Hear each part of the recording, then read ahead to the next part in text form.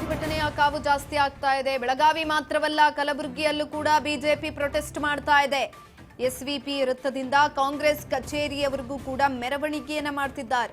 ಮೋದಿ ನಿವಾಸದ ಮುಂದೆ ಪ್ರತಿಭಟನೆ ನಡೆಸಿದ್ದಕ್ಕೆ ಆಕ್ರೋಶವನ್ನ ಹೊರಹಾಕ್ತಿದ್ದಾರೆ. ಪೊಲೀಸರು ಹಾಗೂ ಬಿಜೆಪಿ ಕಾರ್ಯಕರ್ತರ ನಡುವೆ ವಾಕ್ಸಮರ ನಡೀತಾ ಇದೆ. ಕಾಂಗ್ರೆಸ್ ನಾಯಕರ ವಿರುದ್ಧ ಘೋಷಣೆ ಕೂಗಿ ಆಕ್ರೋಶವನ್ನ ವ್ಯಕ್ತಪಡಿಸ್ತಾ ಇದ್ದಾರೆ. ಶಾಸಕ ಅವಿನಾಶ್ ಜಾಧವ್ ಸೇರಿ ಬಿಜೆಪಿಗರನ್ನ ವಶಕ್ಕೆ ಕೂಡ ಪಡೆದುಕೊಂಡಿದ್ದಾರೆ ಪೊಲೀಸರು. ಈ ಸಂದರ್ಭದಲ್ಲಿ ಆಕ್ರೋಶವನ್ನ ಹೊರಹಾಕ್ತಾ ಇದ್ರು. ಕೇವಲ ಬೆಳಗಾವಿಯಲ್ಲಷ್ಟೇ ಅಲ್ಲ, ಕಲಬುರಗಿಯಲ್ಲೂ ಕೂಡ ಬಿಜೆಪಿ ಪ್ರೊಟೆಸ್ಟ್ ಅನ್ನ ಮಾಡ್ತಾ ಇದೆ. ಎಸ್ವಿಪಿ ವೃತ್ತದಿಂದ ಕಾಂಗ್ರೆಸ್ ಕಚೇರಿಯವರೆಗೆ ಮೆರವಣಿಗೆಯನ್ನ ಮಾಡಿದ್ದಾರೆ. ಮೋದಿ ನಿವಾಸದ ಮುಂದೆ ಕಾಂಗ್ರೆಸ್ಸಿಗರು ಪ್ರತಿಭಟನೆಯನ್ನ ಮಾಡಿದ್ರು. ಅದನ್ನ ವಿರೋಧಿಸ್ತಾ ಇದ್ದಾರೆ, ಆಕ್ರೋಶವನ್ನ ಹೊರಹಾಕ್ತಿದ್ದಾರೆ. ಆ ವಿಚಾರಕ್ಕೆ ಸಂಬಂಧಪಟ್ಟಂತೆ ಕಾಂಗ್ರೆಸ್ ನಾಯಕರ ವಿರುದ್ಧ ಘೋಷಣೆಗಳನ್ನ ಕೂಗ್ತಿದ್ದಾರೆ, ಆಕ್ರೋಶವನ್ನ ಹೊರಹಾಕ್ತಿದ್ದಾರೆ. ಕೇವಲ ಬೆಳಗಾವಿ ಅಷ್ಟೇ ಅಲ್ಲ, ಕಲಬುರಗಿಯ ದೃಶ್ಯಗಳನ್ನು ಕೂಡ ನೀವು ಗಮನಿಸ್ತಾ ಹೇಗಾಗಿದೆ ಅಲ್ಲಿನ ಪರಿಸ್ಥಿತಿ ಅಂತ. ಇಲ್ಲಿ ವಿದ್ಯಾರ್ಥಿಗಳ ಸಮಸ್ಯೆ ಅನ್ನೋದು ಯಾರಿಗೂ ಕೂಡ ಬೇಕಾಗಿಲ್ಲ. ರಾಜಕೀಯ ಜಟಾಪಟಿಗೆ ಈ ಸಮಸ್ಯೆ ವೇದಿಕೆ ಆಗ್ಬಿಟ್ಟಿದೆ ಅಷ್ಟೇ.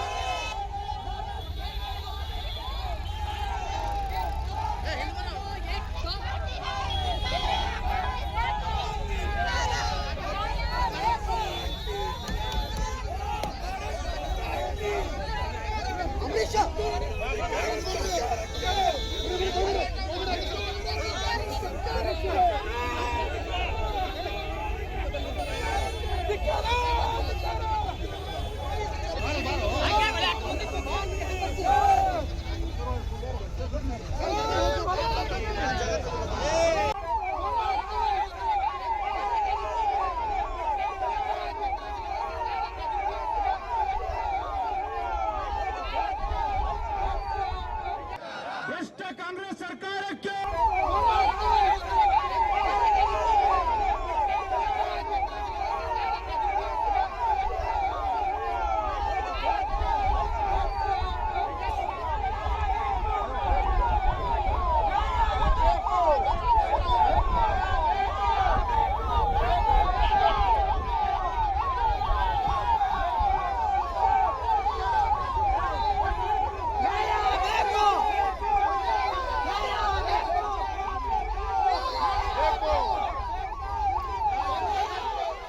ನೋಡಿ, ಹುಬ್ಬಳ್ಳಿಯಲ್ಲಿ ವಿದ್ಯಾರ್ಥಿಗಳ ಪ್ರತಿಭಟನೆಯನ್ನ ಮಾಡ್ತಾ ಇದ್ರೆ, ಕಲಬುರಗಿಯಲ್ಲಿ ಬಿಜೆಪಿಗರು ಪ್ರತಿಭಟನೆಯನ್ನ ಮಾಡ್ತಿದ್ದಾರೆ. ಅದು ಕೂಡ ಯಾವ ವಿಚಾರಕ್ಕೆ?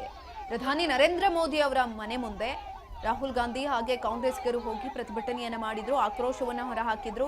ಅದು ಸರಿ ಇಲ್ಲ ಅನ್ನುವಂತಹ ವಿಚಾರಕ್ಕೆ ಸಂಬಂಧಪಟ್ಟಂತೆ ಇದೀಗ ಕಲಬುರಗಿಯಲ್ಲಿ ಬಿಜೆಪಿಗರು ಪ್ರತಿಭಟನೆಯನ್ನ ಮಾಡ್ತಾ ಇರುವಂತದ್ದು. ಇದೇ ಸಂದರ್ಭದಲ್ಲಿ ಪೊಲೀಸರು ಹಾಗೂ ಬಿಜೆಪಿ ನಾಯಕರ ಕಾರ್ಯಕರ್ತರ ನಡುವೆ ಒಂದು ವಾಗ್ವಾದ ಕೂಡ ನಡೆದಿದೆ. ಮಾತಿನ ಚಕಮಕಿ ನಡೀತಾ ಇದೆ. ಕೆಲವರನ್ನ ವಶಕ್ಕೆ ಕೂಡ ಪಡೆದುಕೊಂಡಿದ್ದಾರೆ. ಒಂದ್ ಕಡೆನಲ್ಲಿ ಶಾಂತಿಯುತವಾಗಿ ವಿದ್ಯಾರ್ಥಿಗಳು ಪ್ರತಿಭಟನೆಯನ್ನ ಮಾಡಿದ್ರೆ, ಅದೆಲ್ಲವನ್ನ ಕೂಡ ಮರೆಮಾಚಿ ಕಾಂಗ್ರೆಸ್ ಬಿಜೆಪಿ ಎನ್ನುವಂತ ಸ್ಲೋಗನ್ಗಳ ಅಡಿಯಲ್ಲಿ ಇದೀಗ ಪ್ರತಿಭಟನೆಯನ್ನ ಮಾಡ್ತಾ ಇರುವಂತದ್ದು. ಆಗಿರುವಂತಹ ಸಮಸ್ಯೆ ಏನು? ವಿದ್ಯಾರ್ಥಿಗಳಿಗೆ ಅನ್ಯಾಯ ಆಗಿದೆ. ಆ ಒಂದು ಸಮಸ್ಯೆ ಎಲ್ಲೋಯ್ತು? ಮರೆಮಾಚ್ತಾ ಇದೆ. ಇಲ್ಲಿ ಕೇವಲ ಅವರವರ ಪ್ರತಿಷ್ಠೆಗೆ ಅಥವಾ ನಾವು ಗ್ರೇಟು, ಈ ಹಿಂದೆ ನಿಮ್ಮ ಸರ್ಕಾರ ಇದ್ದಂತ ಸಂದರ್ಭದಲ್ಲಿ ತಪ್ಪುಗಳನ್ನ ಮಾಡಿದೆ, ಇದೇನು ಹೊಸದೇನಲ್ಲ ಅನ್ನುವ ರೀತಿಗಳಲ್ಲಿ ಪ್ರತಿಭಟನೆಯನ್ನ ಮಾಡ್ತಾ ಇರುವಂತದ್ದು.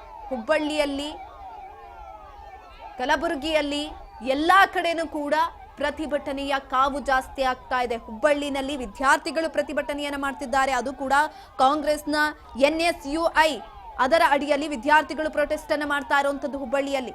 ಮತ್ತೊಂದು ಕಡೆನಲ್ಲಿ ಕಲಬುರಗಿಯಲ್ಲಿ ಬಿಜೆಪಿಗರು ಪ್ರೊಟೆಸ್ಟ್ ಅನ್ನ ಮಾಡ್ತಿದ್ದಾರೆ. ಕಾಂಗ್ರೆಸ್ನ ಕಚೇರಿಗಳಿಗೆ ಮುತ್ತಿಗೆ ಹಾಕೋದಕ್ಕೆ ಪ್ರಯತ್ನವನ್ನ ಪಡ್ತಿದ್ದಾರೆ.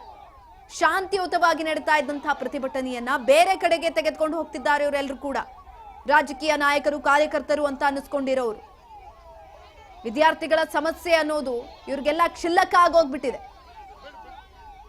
ಎಸ್ಸಿ ಕುರಿತಾಗಿ ಹೆಚ್ಚಿನ ಮಾಹಿತಿಯನ್ನ ತಿಳ್ಕೊಳ್ತಾ ಹೋಗೋಣ. ನಮ್ಮ ಪ್ರತಿನಿಧಿ ರಾಜಶೇಖರಯ್ಯ ಸಂಪರ್ಕದಲ್ಲಿದ್ದಾರೆ. ಎಸ್ ರಾಜಶೇಖರಯ್ಯ, ಈಗ ಆಲ್ರೆಡಿ ಎಲ್ಲಾ ಕಡೆನೂ ಕೂಡ ಪ್ರತಿಭಟನೆ ಆಗ್ತಾ ಇದೆ. ಒಂದ್ ಕಡೆನಲ್ಲಿ ವಿದ್ಯಾರ್ಥಿಗಳ ಪ್ರತಿಭಟನೆಯನ್ನ ನಾವು ಶಾಂತಿಯುತವಾಗಿ ನಡೆಸ್ತಾ ಇದ್ರೆ, ಮತ್ತೊಂದ್ ಕಡೆನಲ್ಲಿ ಬಿಜೆಪಿ ಕಾಂಗ್ರೆಸ್ಸಿಗರು ಅನ್ನುವಂತ ಅವರವರು ಏನಿವಾಗ ಪ್ರೊಟೆಸ್ಟ್ ಅನ್ನ ಮಾಡ್ತಿದ್ದಾರೆ.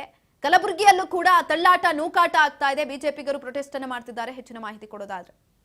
ಹೌದು ಸುಕನ್ಯ, ಏನಂದ್ರೆ ವಿದ್ಯಾರ್ಥಿಗಳ ವಿಚಾರವನ್ನು ತೆಗೆದುಕೊಂಡು ಇದೀಗ ರಾಜಕೀಯ ಸ್ವರೂಪ ಪಡ್ಕೊಂಡು ರಾಜಕೀಯ ವ್ಯಕ್ತಿಗಳು ಪರಸ್ಪರ ಈಗ ಹೋರಾಟಗಳನ್ನ ಆರಂಭಿಸ್ತಾರೆ ಅಂತ ಹೇಳ್ಬೋದು.